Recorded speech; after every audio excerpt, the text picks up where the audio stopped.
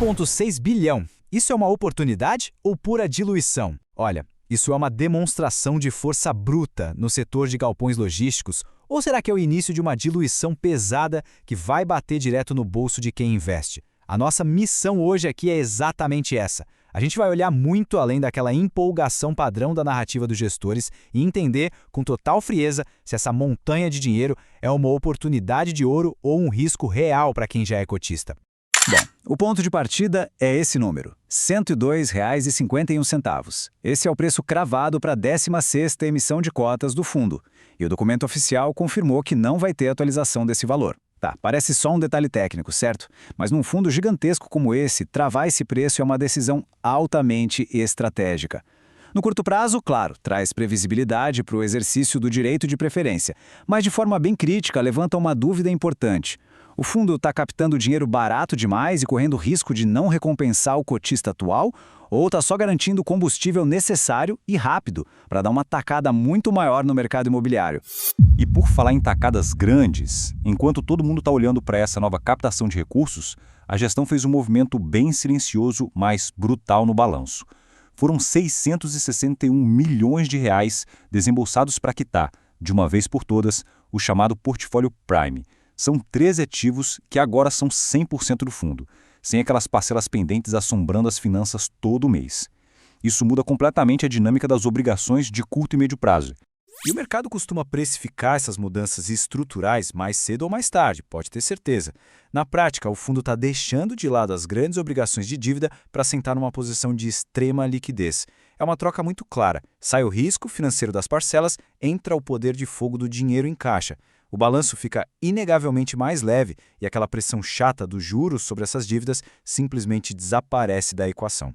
O reflexo direto dessa verdadeira limpeza de balanço se traduz numa alavancagem, o famoso LTV, de apenas 3,2%. Para um fundo de galpões logísticos desse tamanho todo, esse nível de endividamento é quase irrisório. Se a gente precisa apontar um mérito inquestionável nesse relatório, com certeza é esse. Uau. Isso traz um conforto gigantesco para os investidores que já têm o ativo na carteira, especialmente num cenário econômico onde muitos fundos concorrentes estão sufocados por alavancagens agressivas e juros altos que corroem a rentabilidade. Seção 1. Operações, galpões e alugais. Mas, convenhamos, finanças isoladas não pagam dividendos sozinhas. A gente precisa olhar para os tijolos. É fundamental entender a operação real dos imóveis. O cenário operacional de hoje mostra uma ocupação quase total. A gente tem uma vacância financeira consolidada batendo em apenas 2,6%. O que isso significa? Que, na prática, os galpões estão operando em capacidade máxima. Não tem espaço ocioso sugando recursos. Mas a nossa análise crítica não pode parar por aí de jeito nenhum. Só ter o galpão cheio não basta. A grande pergunta é, os inquilinos estão pagando o preço justo por esse espaço premium? A resposta para isso está nas recentes revisões dos contratos. De um lado, o ativo Lai Navegantes passou por um reajuste impressionante de 31% no aluguel. Do outro, o galpão Cajamar 1 teve o contrato renovado por mais 10 anos, com aumento de 20%. Isso é um sinal claríssimo de que a gestão tem poder de barganha e, mais importante ainda, de que o inquilino precisa daquela localização e não quer sair de lá. Mas a reflexão que a gente é obrigado a fazer é a seguinte: esses contratos travados protegem mesmo o cotista? Eles são ótimos contra a inflação, com certeza, mas exigem que a qualidade do imóvel seja mantida impecável para justificar esse prêmio no longo prazo sem correr aquele temido risco de rescisão. Seção 2. O risco de pagar caro demais. E é exatamente aqui que a gente precisa virar a página e focar no ponto de atenção máximo. Tudo pareceu muito positivo até agora, né? O que nos obriga a procurar onde está o risco escondido nessa história. Olha, ter 1,6 bilhão de reais no caixa é um privilégio, claro, mas também é uma armadilha muito perigosa. O desafio de alocação de capital agora é monumental. O fundo vai estar com o cofre simplesmente abarrotado, no mercado onde a liquidez está restrita e os bons ativos são disputados à tapa. Então o maior risco para o cotista hoje se chama overpay, ou seja, pagar caro demais por novos galpões, pura e simplesmente porque o dinheiro está sobrando e precisa ser alocado. Se as novas aquisições não vierem com rentabilidades excelentes, essa montanha de dinheiro vai virar uma âncora, diluindo a rentabilidade atual que o fundo já entrega. É nesse exato momento que a gestão vai precisar provar o seu valor mais uma vez. O mercado vai acompanhar de lupa e cobrar uma precisão cirúrgica na execução dessas compras.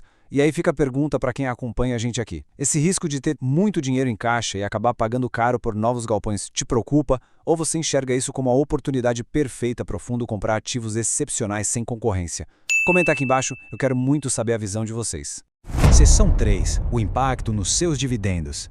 Vamos agora traduzir todos esses bilhões e percentuais para a dor principal e mais real de todo investidor.